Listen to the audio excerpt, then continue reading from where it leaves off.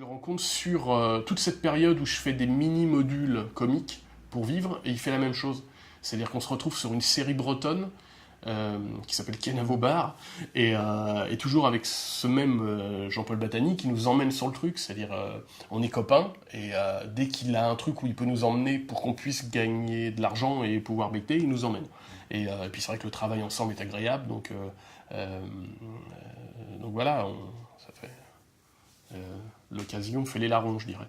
Et donc je rencontre Guillaume parce que il est copain avec Jean-Paul et on va en Bretagne pour tourner cette série que je réalise aussi. Et ce qui est rigolo, c'est que dans le train du retour, on découvre qu'on est voisins. Et la vie de réalisateur, c'est comme la vie en général. Des fois, ça tient à des détails. Le fait qu'on soit voisins, bah, on se voit au bistrot en bas de chez nous.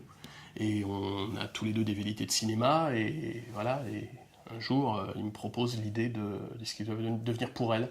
Donc si je n'avais pas habité à côté de chez Guillaume et qu'il n'avait pas habité à côté de chez moi, je ne sais pas où on serait notre carrière respective à l'heure actuelle. C'est assez drôle d'ailleurs de se dire que ça ne tient peut-être qu'à ça. Et voilà, donc on se rencontre dans ces conditions-là, et puis on passe quand même 2-3 ans à boire des cafés et à essayer de développer des scénarios de long métrage, dont un scénario où là, qu'on développe chez LGM Cinéma, avec qui je travaille là, à l'heure actuelle, qui est une comédie d'influence un peu du humour anglais, c'est-à-dire que c'est une comédie policière, mais très décalée, plutôt drôle, et voilà, donc on développe ce film, et on va rentrer en prépa, et là malheureusement on n'a pas les financements, donc le film s'arrête. Et ça aurait dû être mon premier long métrage. Voilà, et je dis heureusement que ça s'est arrêté, parce que de ça, Guillaume qui m'avait parlé d'idée de Pour elle, on reprend cette idée que j'emmène chez le fameux Eric Gelman que j'ai rencontré en parallèle, et qu'il accepte de développer.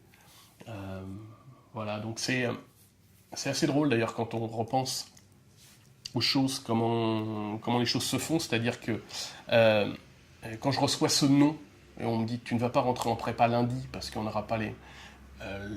pour moi, le monde s'écroule, c'est-à-dire que j'allais enfin réussir à faire ce pourquoi je me bats pendant 10 piges, c'est-à-dire un long métrage, et je suis à ça du truc, et on me le retire.